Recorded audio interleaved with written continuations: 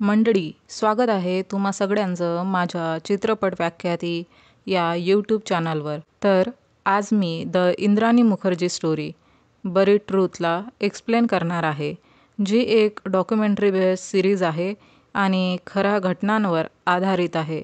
जे लोक यात इन्व्हॉल्व होते त्यांना पण या सिरीजमध्ये दाखवण्यात आला आहे. चला तर मग व्हिडिओला सुरुवात करूया. सिरीजच्या सुरुवातीला आपल्याला दाखवलं जातं की 25 वर्षीय शीना बोहरा 24 एप्रिल 2012ला मुंबईमधून गायब झाली. तिचा फियांसी राहुल त्याच्या वडिलांना म्हणजे पीटरला शीनाविषयी विचारतो, तेव्हा ते सांगतात की मे बी शीना तिच्या मर्जीने कुठं निघून गेली असावी आणि तिला तुझ्याशी बोलायचं नसेल. आणि शीनाला सर्वात शेवटी इंद्राणीने बघितलं होतं. इंद्राणीची मुलगी विधी सांगते की तिची आई इंद्राणी आणि बाबा पीटर एक स्ट्रॉंग कपल होते. माझ्या आईजवळ सुरुवातीला काहीच नव्हतं. त्यांनी सगळं शून्यातून उभं केलं. जेव्हा माझी ओळख शीनाशी म्हणजे माझ्या आईची बहीण शीना हिच्याशी झाली तेव्हा मी अगदीच लहान होते. मी कधी तिला मावशी बोलले नाही, फक्त शीनाच बोलायची. ती खूप सुंदर, मोहक, काइंड आणि इंटेलिजंट होती. जेव्हा 2012ला शीना गायब झाली तेव्हा आईने सांगितलं की ती USA आहे आणि तिथंच तिने तिचं नवीन आयुष्य सुरू केलं आहे. मला एक गोष्ट नेहमी खटकली की शीनाविषयी कधीच कोणी विचारपूस केली नाही. कोणी शीनाविषयी बोलायचंच नाही. आणि मग 2015मध्ये इंद्राणीला शीनाच्या मर्डरच्या आरोपात अरेस्ट केलं जातं.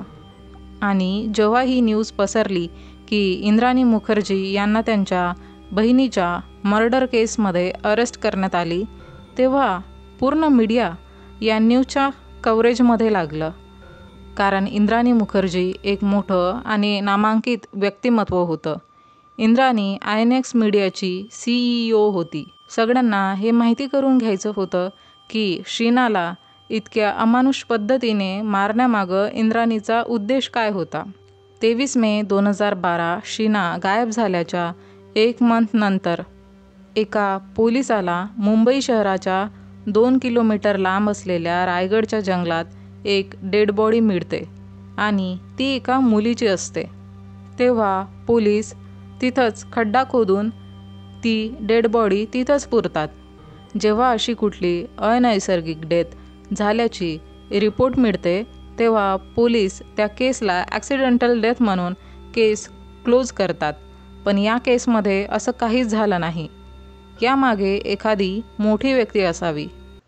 स्टोरी परत 2015मध्ये येते, जिथं विधी सांगते की तिच्या वडिलांकडची पूर्ण फॅमिली हे गृहीत धरून चालली होती की हा खून माझी आई इंद्राणीनेच केला. प्रश्न हा होता की खून 2012मध्ये आणि अरेस्ट 2015मध्ये. जर खरंच मर्डर इंद्राणीने केला तर इतक्या वर्षापर्यंत तिने हे सगळं कसं लपवलं. पोलिसांनी श्यामवर म्हणजेच इंद्राणीच्या एक्स ड्रायव्हर यासोबत इंटरोगेट केला तेव्हा त्याने पूर्ण खुलासा केला की त्याने इंद्राणीसोबत मिळून शीनाचा खून केलाय. पोलिसांनी इंद्राणीच्या एक्स हजबंड संजीव खन्नाला पण अरेस्ट केली, कारण श्यामवरने हे स्टेटमेंट दिलं की शीनाच्या खुनाच्या वेळी तिथं संजीव पण हजर होता. संजीवने स्टेटमेंट दिलं की शीनाचा मर्डर गळा दाबून केला आणि मर्डरच्या वेळेस तो कारमध्ये हजर होता, पण तो त्यावेळेस झोपलेला होता. विधीचे खरे वडील संजीव खन्ना होते, पण विधी आणि इंद्राणीचा त्यांच्याशी काहीच कॉन्टॅक्ट नव्हता. या स्टोरीमध्ये सगळ्यांना इंटरेस्ट होता, कारण यामध्ये मसाला भरपूर होता आणि म्हणून मग सगळेजण आपापली थेरी मांडत होते. मीडिया इंद्राणीच्या भावाला मिखेलला प्रश्न विचारतात तेव्हा तो सांगतो की सगळ्यांना वाटत होतं की मी आणि शीना इंद्राणीचे बहीण भाऊ आहोत, पण खरं तर हे आहे की शीना त्यांची मुलगी आणि मी इंद्राणीचा मुलगा आहे. शीना जिला इंद्राणीची बहीण समजला जात होतं ती इंद्राणीची मुलगी होती. आणि या न्यूजनंतर आणखी वेगवेगळ्या न्यूज मीडियामध्ये येतात की एका आईने स्वतःच्याच मुलीचा खून कसा केला आणि या सगळ्यांमध्ये खरं नेमकं काय आहे? मुंबई पोलीस कमिशनर या गोष्टीची पुष्टी करतात की शीना इंद्राणीच्या पास्ट रिलेशनशिपमधून जन्मलेली मुलगी होती. निखिल सांगतो की लहानपणापासून ते वयाच्या 15व्या वर्षापर्यंत त्याचा इंद्राणीशी कुठलाच कॉन्टॅक्ट नव्हता. मी आणि शीना इंद्राणीचे मुलं आहोत ही गोष्ट इंद्राणीने विधी आणि पीटर दोघांपासून लपवली. इंद्राणीचा वर्तमान हजबंड पीटरच्या मुलाचं म्हणजेच राहुलचं रिलेशनशिप शीनासोबत होतं. पीटरला पूर्वपत्नीपासून 2 मुलं होती, राहुल आणि रबिन. इंद्राणी जिचे 3 हजबंड आहे, एक वर्तमान हजबंड पीटर आणि 2 x husband. Second husband Sanjeev हा पण मर्डरमध्ये सामील होता. संजीव आणि इंद्राणीची मुलगी विधी. इंद्राणीचं फर्स्ट हजबंडची मुलगी शीना, जिचं इंद्राणीच्या थर्ड हजबंड पीटरच्या पूर्वलग्नापासून झालेल्या मुलाशी म्हणजे राहुलशी तिचं रिलेशनशिप होतं. तसं बघितलं तर राहुल आणि शीना बहीणभाऊ होतात, पण ते सख्खे बहीणभाऊ नव्हते. पण या रिलेशनचा नंतर पत्ता लागला तसं आधी शीना त्याची मावशी होती. हे सगळं इतकं कॉम्प्लेक्स होतं की एखाद्या मूवीची स्टोरी वाटत होती. म्हणून या सगळ्या न्यूजमध्ये सगळ्यांना आणखीनच इंटरेस्ट वाढत होता. शीनाला सर्वात शेवटी इंद्राणीच भेटली होती. म्हणून राहुल त्याच्या डॅड पीटर आणि इंद्राणीला सारखं हेच विचारत होता की शीना इंद्राणीला भेटल्यानंतर परत का नाही आली. जेव्हा राहुलने इंद्राणीद्वारे शीनाशी संपर्क करू बघितला तेव्हा इंद्राणीने त्याला सांगितलं की शीना भारत सोडून गेली आणि तिला तुझ्याशी कॉन्टॅक्ट ठेवायचा नाही. शीनाचं पासपोर्ट राहुलजवळ होतं तर ती देश कसा सोडून जाऊ शकते. पीटर राहुलला हे पटवून देण्यात लागलेला की शीना तिच्या मर्जीने भारत सोडून गेली आणि आता ती भारतात कधीच परतणार नाही. तू तिला विसरून जा, ही तिची चॉईस आहे. राहुलने एकदा पीटरला सांगितलं होतं की शीना इंद्राणीची बहीण नसून मुलगी आहे, पण पीटरने यावर विश्वास ठेवला नाही. शीना गायब होती 3 वर्षांपासून. फॅमिलीमध्ये कोणीच शीनाचा तपास लावण्याचा प्रयत्न केला नाही. बस इंद्राणीचं ऐकून त्यावर विश्वास केला की ती विदेशात आहे आणि सगळ्यांपासून लांब तिला एकटीला राहायचंय. विधी सांगते की तिला दुसऱ्याच अकाउंटवरून शीनाचे ईमेल्स आलेले, पण मी काही त्यावर जास्त लक्ष दिलं नाही. फॉरेन्सिक त्या जागेवर जाते जिथं श्यामवरने सांगितलं होतं की शीनाची बॉडी गाडली. फॉरेन्सिकला तिथं काही हड्ड्याच मिळतात आणि ते त्या तपासासाठी पाठवतात. या केसची इन्व्हेस्टिगेशन मुंबई क्राईम ब्रांच करत होती, जिचे प्रमुख राकेश मार्य हे होते. राकेश मार्य हे मोठमोठ्या केसेसना सॉल्व करण्यासाठी फेमस होते. मुंबई पोलिसांचं म्हणणं होतं की संध्याकाळी जवळपास 6:30च्या सुमारास इंद्राणीने शीनाला बांद्र्याच्या नॅशनल कॉलेजजवळ बोलवलं आणि तेव्हा राहुल शीनासोबतच होता. राहुलनेच शीनाला ड्रॉप केलं आणि त्यानंतर इंद्राणी आणि संजीवने तिला पिकअप केलं आणि शीनाला पाणी प्यायला दिलं ज्यात नशीला पदार्थ होता. त्यानंतर जेव्हा शीना बेहोश झाली तेव्हा तिला सुनसान जागी घेऊन गेलेत. पोलिसांच्या मते इंद्राणी आणि संजीवने शीनाचा गळा दाबून तिला मारलं आणि पीटरच्या घरी नेलं. न्यूज रिपोर्टरचं म्हणणं होतं की त्या रात्री त्यांनी शीनाची डेड बॉडी पीटरच्या बंगल्याच्या गॅरेजच्या तिच्या कारमध्ये ठेवली आणि बोललं जातं की इंद्राणीने शीनाच्या बॉडीला मेकअप केला म्हणजे तिची बॉडी फ्रेश दिसेल आणि कोणालाच काही डाऊट येणार नाही. नेक्स्ट डे अर्ली मॉर्निंग तिला रायगडच्या जंगलात नेऊन जाळून तिथंच टाकून दिलं. त्यात सामील होते इंद्राणी, संजीव आणि श्यामवर. आता डॉक्युमेंटरीमध्ये एंट्री होते इंद्राणी मुखर्जीची, ज्यात तिला क्वेश्चन केले जाणार होते की नेमकं खरं काय. 20 मे 2022 जेव्हा इंद्राणीला बेल मिळते आणि तिच्या फेसवर स्माईल असते, सगळ्यांना वाटत होतं की तिला दुःख नाही आणि पश्चाताप पण नाही. इंद्राणी बोलते, जेव्हा मी काही केलंच नाही तर मला पश्चाताप का होईल? माझ्या विरोधात हे सगळं षडयंत्र केलं जात आहे. हे षडयंत्र त्या लोकांनी केलं जे लोक मला खाली खेचू पाहत होते, मला निस्तनाभूत करू पाहत होते. न्यूज चॅनल इंडिया टुडे इंद्राणीचे फर्स्ट हजबंड सिद्धार्थ दास यांना शोधून काढतात, जो कोलकात्यामध्ये राहायचा. इंद्राणी सांगते की सिद्धार्थ शीनाचे वडील नाही आहे. ती सांगते की मी माझ्या आईवडिलांची एकुलती एक मुलगी. आईशी संबंध ठीकठाक होते, पण वडिलांशी कधी नातं जुडलंच नाही. जेव्हा मी 14 वर्षाची होती तेव्हा माझ्या वडिलांनी माझा रेप केला आणि मी पूर्ण डिप्रेशनमध्ये होते. तेव्हा ही गोष्ट मी माझ्या आईला सांगितली. तेव्हा ती बोलली की ही गोष्ट दुसऱ्या कोणालाही सांगू नको. सेकंड टाईम माझ्यावर रेप झाला तेव्हा मी 16 वर्षाची होते, पण यावेळेस आईबाबांमध्ये जोरदार भांडण झालं आणि वडील घर सोडून गेले आणि कधी परत आलेच नाही. जवळपास 3 महिन्याने माझी तब्येत बिघडली आणि डॉक्टरला दाखवल्यानंतर माहिती पडलं की मी प्रेग्नंट आहे. प्रेग्नन्सीला खूप टाईम झाल्यामुळं आता अबॉर्शन करू शकत नव्हतो. जेव्हा मी बाळाला माझ्या पोटात फील केलं तेव्हाच मी डिसाईड केलं की मी बाळ अडॉप्शनसाठी देणार नाही. भलेही दुनिया समाज काहीही बोलू दे, कलंक लावू दे की मी माझ्या बाळाच्या पित्याचं नाव पण सांगू शकत नाही. जेव्हा पत्रकारांनी इंद्राणीचे वडील उपेंद्र बोरा यांना शीनाविषयी विचारलं तर त्यांनी सांगितलं की शीना सिद्धार्थ आणि इंद्राणीची मुलगी आहे. इंद्राणी गुवाहाटी सोडून शिलाँग गेली आणि तिथं राहून आपलं शिक्षण पूर्ण केलं आणि तिथंच तिची ओळख सिद्धार्थशी झाली. सिद्धार्थ आधी एक चांगला मित्र बनला. तेव्हा इंद्राणीने त्याला तिच्याविषयी सगळं सांगितलं. तेव्हा सिद्धार्थ बोलला की तो तिचा आणि तिच्या बाळाचा स्वीकार करून त्यांना सांभाळेल. म्हणून मग इंद्राणीने त्याच्याशी लग्न केलं आणि शीना जन्मली. आणि इंद्राणी सिद्धार्थ आणि शीनासोबत परत गुवाहाटी येथे आली. तेव्हा सिद्धार्थपासून इंद्राणीला मिखेल झाला. सिद्धार्थ खूप साधा सरळ व्यक्ती होता, पण त्याकडे याशिवाय दुसरं काहीच नव्हतं.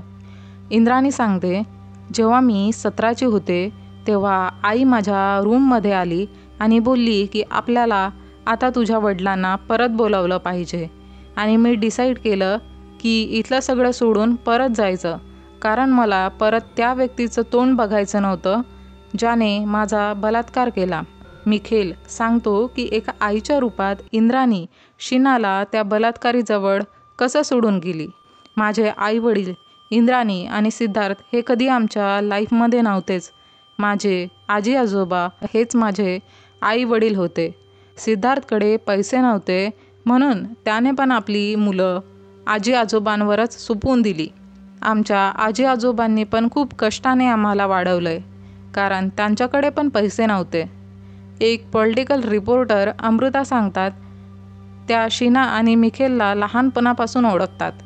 त्या सांगतात की शीना खूप चांगली मुलगी होती, पण मिखेल खूप शैतान मुलगा होता.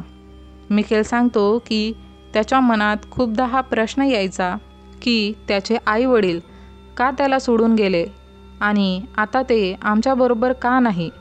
इंद्राणी आम्हाला अशा कंडिशनमध्ये सोडून गेली आणि कधीच विचारपूससुद्धा केली नाही की आम्ही जिवंत आहोत की नाही.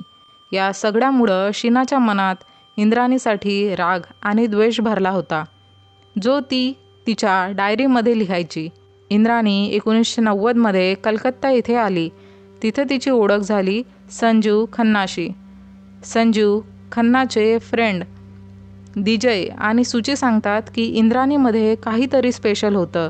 ती अशी व्यक्ती होती की कोणाला पण तिच्या प्रेमात पाडेल. ती खूप सुंदर होती. इंद्राणीचा फ्रेंड अभिजित सांगतो की इंद्राणी नेहमी अशा व्यक्तीच्या शोधात असायची ज्या तिचं स्टेटस आणखी उंचावू शकेल. तिची एक अनोखी स्टाईल होती लोकांशी बोलण्याची, त्यांना अट्रॅक्ट करण्याची, त्यांच्याकडून काम काढून घेण्याची. संजीव खूप श्रीमंत होता आणि खूप मोठ्या लोकांशी त्याचे संबंध होते. इंद्राणीने संजीवशी लग्न केलं आणि लग्नाच्या 4 वर्षानंतर विधी जन्मली. इंद्राणीला लाईफमध्ये अजून सक्सेसफुल व्हायचं होतं आणि म्हणून तिला वाटायचं की आता कोलकात्यामध्ये काहीच नाही. म्हणून ती कोलकाता सोडून मुंबई आली. तिथं तिची ओळख पीटरशी झाली. पीटर स्टार टीव्हीचा CEO होता आणि तो पॉवरफुल पर्सन होता, पैशाने पण आणि पॉवरने पण. संजूसोबत इंद्राणीचे संबंध बिघडायला लागले. म्हणून मग इंद्राणीने त्याच्याशी डिवोर्स घेऊन विधीला घेऊन ती पीटरकडे आली. विधी खूप छोटी होती म्हणून तिने पीटरलाच तिचे डॅड मानलं, कारण पीटर तिच्याशी खूप छान वागत होता. इंद्राणीचं म्हणणं होतं की पीटरला इंद्राणीविषयी सगळं माहिती होतं. पण जेव्हा मी अरेस्ट झाली तेव्हा पीटरने मीडियामध्ये असं दाखवलं की त्याला याबद्दल काहीच माहिती नव्हतं. इंद्राणी सांगते की जेव्हा शीना गायब झाली तेव्हा राहुलच्या बोलण्यावरून पीटर आणि तिने देवेन भारती नावाच्या पोलीस ऑफिसरशी बोलून शीनाचा तपास घ्यायला सांगितला. त्यांना केस नव्हती करायची, जस्ट फ्रेंडली नात्याने त्यांना हेल्प मागितली. नंतर त्यांनी सांगितलं की शीना भेटली आणि आता कोणत्याच तपासाची गरज नाही. पीटरला रोज इन्व्हेस्टिगेशनसाठी बोलवल्या जायचं. पण नोटीस करण्यासारखी गोष्ट म्हणजे जेव्हा पीटर जायचा तेव्हा कमिशनर राकेश हजर राहायचे. राकेश या केसला हाताळत होते. ते त्यांची सगळी एनर्जी या केसमध्ये लावत होते. तेव्हा सगळ्यांना डाऊट यायला लागला की त्यांची पीटरशी काही साठगाठ तर नाही. म्हणून मग राकेश मार्याला या केसमधून हटवून त्यांची ट्रान्सफर केली आणि ही केस सोपवली CBIला. इंद्राणी बोलते की पीटरशी लग्न तिच्या लाईफमधली सर्वात मोठी चूक. जर त्यासोबत लग्न केलं नसतं तर आज या कंडिशनमध्ये नसती. CBIला केस सोपवल्यानंतर पीटरला अरेस्ट करण्यात आलं. त्यावर पुरावे नष्ट करण्याचे आरोप लागले. मिखेल सांगतो, 15 वर्षानंतर आम्ही इंद्राणीला पत्र लिहिलं जेव्हा आम्हाला तिच्या पीटरशी लग्नाबद्दल माहिती पडलं आणि शॉकिंगली पत्राचा रिप्लाय पण आला. इंद्राणी सांगते की पत्रात पैशांची तंगीविषयी लिहिलं होतं आणि फिनान्शियली हेल्प मागितली होती. इंद्राणीने शीना आणि मिखेलला मुंबई येण्यासाठी 2 प्लेन तिकीट पाठवली होती. तेव्हा दोघं खूप खुश होती की ते आता त्यांच्या आईला भेटणार. इंद्राणीचं म्हणणं होतं की मी माझ्या मुलांना एकटं कधीच सोडलं नाही. मी त्यांना माझ्या आईकडे सोपवलं, कारण तेव्हा मी स्वतःच इतकी इंडिपेंडंट नव्हती की मी मुलं सांभाळू शकणार. मी वेट करत होती की योग्य वेळी मी सगळं नीट करणार आणि योग्य वेळ आली पण होती. पण त्या अगोदरच त्यांचं लेटर आलेलं. आता दोघे पण हॅपीली त्यांच्या आईला भेटतात. पण त्यांना माहिती नव्हतं पुढं काय होणार आहे. इंद्राणी सांगते की त्यांच्या शिक्षणाचा आणि आजी आजोबांचा खर्च उचलणार, पण एका अटीवर की ते तिला आई बोलणार नाही. सगळ्यांसमोर तिला ताई बोलल्या जावं. आणि यामागे रिझन हे होतं की पीटर खूप फेमस पर्सन आहे आणि त्यांना नाही आवडणार की पास्टच्या कुठल्याही गोष्टीमुळं त्यांना परेशानी व्हावी. विधीला तुम्ही माझे मुलं आहे हे माहिती नको पडायला, हे पण समजावलं. त्यांच्या चांगल्यासाठी त्यांनी ही अट मान्य केली. राहुलला डाऊट होता की त्याच्याशी खोटं बोलल्या जात आहे. जेव्हा पण तो त्याचे वडील पीटर आणि इंद्राणीशी कॉलवर बोलायचा तेव्हा तो कॉल रेकॉर्डिंग करायचा. CBIला जेव्हा त्या कॉल रेकॉर्डिंग्स भेटल्या तेव्हा त्यांना समजलं की राहुलला पीटर मिसलीड करायचा. तेच सगळं बोलून जे इंद्राणीने सांगितलं होतं की शीना विदेशात गेली आणि तिला कोणाशीच कॉन्टॅक्ट नाही ठेवायचा आहे. आणि याच बेसिसवर पीटरला अरेस्ट केलं आणि पीटरने सगळा दोष इंद्राणीवर टाकला की तिनेच सगळं षडयंत्र, सगळं प्लॅनिंग करून शीनाचा खून केला. 2006ला शीना शिक्षणासाठी मुंबई आली. तेव्हा ती इंद्राणीच्या फॅमिलीसोबतच राहायची आणि तेव्हा तिची विधीसोबत छान मैत्री जमली. 2005-06मध्ये जेव्हा पीटरचं स्टार टीव्हीवरून मन उठलं तेव्हाच पीटर आणि इंद्राणीने डिसाईड केलं की ते INX मीडियाचं सेटअप करतील. इंद्राणी INX मीडियाचा चेहरा बनली. पीटरने जेव्हा इंद्राणीला कंपनीचा CEO जाहीर केलं तेव्हा खूप लोकांना हे आवडलं नाही, कारण त्यांच्या मते इंद्राणी इतकी कॅपेबल नव्हती. इंद्राणी कोणत्या बड्या घरची नव्हती. तिचं फेमस सरनेम नव्हतं, ज्यामुळं तिला या इंडस्ट्रीमध्ये तितका मान सन्मान कधीच मिळाला नाही. विधी सांगते की माझ्या आईने मला त्या सगळ्या गोष्टी दिल्या ज्या मी मागितल्या, पण ती शीना आणि मिखेलसोबत वेगळी वागायची. आधी तर इंद्राणीने शीना आणि मिखेलची फिनान्शियली खूप मदत केली. नंतर शीनाला वाटायला लागलं की तिची आई तिच्याशी तसं बिहेव करत नाही जसं ती विदेशी करते. विधी सांगते की तिच्या पप्पांच्या साईडची फॅमिली यांनी क्लिअरली सांगितलं होतं की जर तुम्ही इंद्राणीच्या साईडने आहात तर आमच्याकडून तुम्हाला काही हेल्प होणार नाही. विधीकडे पैसा आणि जॉब नसल्यामुळं तिला त्यांचं म्हणणं ऐकावं लागतं. ते इंद्राणीला शिव्या शाप द्यायचे तेव्हा विधीला पण तसं करावं लागायचं.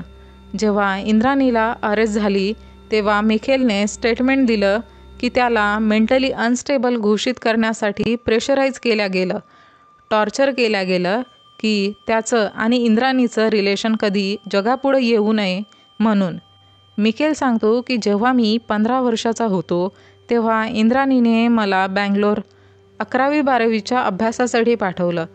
तिने मला तिकडे सोडलं आणि बाय पण नाही बोलली. माझ्याकडे फोन पण नव्हता की मी कोणाशी कॉन्टॅक्ट करू शकेल. 1 वर्षानंतर इंद्राणीने मला मुंबईला बोलावलं. तेव्हा माझी ओळख संजीवशी झाली. त्यांच्याविषयी मला तेव्हा माहिती नव्हतं की तो इंद्राणीचा एक्स हजबंड आहे. संजीव मला बारमध्ये घेऊन गेला आणि एक शॉटमध्येच मी बेहोश झालो. जेव्हा मला जाग आली तेव्हा मी हॉस्पिटलमध्ये होतो जिथं मला बांधून ठेवण्यात आलं होतं. तिथं 3 वॉर्डबॉय येऊन मला मारायला लागले. त्यानंतर एक डॉक्टर आला. त्याने सांगितलं की मी ड्रग्ज घेतो म्हणून मला ट्रीटमेंटसाठी इंद्राणी ताईने ठेवायला सांगितलं. मला इंजेक्शन्स, इलेक्ट्रिक शॉक्स दिल्या जायचे. काही दिवसांनी इंद्राणी मला भेटायला आली आणि विचारलं, ठीक आहेस ना? मी बोललो की मी कसा ठीक असणार, काय केलं मी? तेव्हा ती माझ्यावर ओरडायला लागली की हा पागल आणि रागीट झालाय. मला काही बोलूच दिलं नाही. मला तिकडून खेचून दूर नेण्यात आलं. त्या पूर्ण 1 वर्षात जो टॉर्चर मला दिला तो कोणत्या डेथपेक्षा कमी नव्हता. मी कसा तरी तिकडून जीव वाचून बाहेर पडू शकलो ते यामुळं की मी जेव्हा मुंबईमध्ये होतो तेव्हा मी काही लोकांना सांगितलं होतं की इंद्राणी माझी आई आहे. इंद्राणी बोलते, जेव्हा तुमचा मुलगा ड्रग ॲडिक्ट असतो तेव्हा एखाद्या आईने काय करावं? त्याला मरण्यासाठी सोडून द्यावं का? आई असल्यामुळं मी त्याला डॉक्टरकडे सोपवण्याचा राईट डिसिजन घेतला. आता हे फोटोज बघा आणि सांगा, काय मी माझ्या मुलांना त्या सगळ्या गोष्टी नाही दिल्या ज्या द्यायला पाहिजे होत्या? बघा सगळे कसे खुश आहेत या फोटोजमध्ये. ही लक्झरियस लाईफ आहे जी मी त्यांना दिली. शीनाशी माझं रिलेशन राहुल येईपर्यंत पूर्णपणे ठीक होतं. राहुल आल्यानंतर सगळं विखुरलं. इंद्राणी राहुलला पसंत नव्हती करायची आणि राहुल पण पीटर आणि इंद्राणीच्या लग्नामुळं नाखुश होता. शीना आणि राहुल प्रेमसंबंधात आले होते आणि ही गोष्ट सगळ्यांना माहिती होती आणि हे रिलेशन इंद्राणीला बिलकुल पसंत नव्हतं. इंद्राणीच्या मते राहुलने इंद्राणीविरुद्ध शीनाचे कान भरले होते. राहुलने शीनाला इंद्राणीच्या आणि शीनाच्या रिलेशनबद्दल सगळ्यांना सांगण्यासाठी फोर्स केला. तेव्हा शीनाने सगळ्यांना सांगितलं की इंद्राणी माझी आई आहे. विधीला तर हे ऐकून आनंद झाला. तसंही ती शीनाला तिच्या बहिणीसारखंच मानत होती आणि आता खरोखरच ती तिची बहीणच निघाली. ॲक्च्युली विधी इतकी लहान होती की तिला इतकी समज नव्हती की याचा नेमका अर्थ काय. तिने इंद्राणीला विचारलं तर तिने क्लिअरली सांगितलं की हे सगळं साफ खोटं आहे.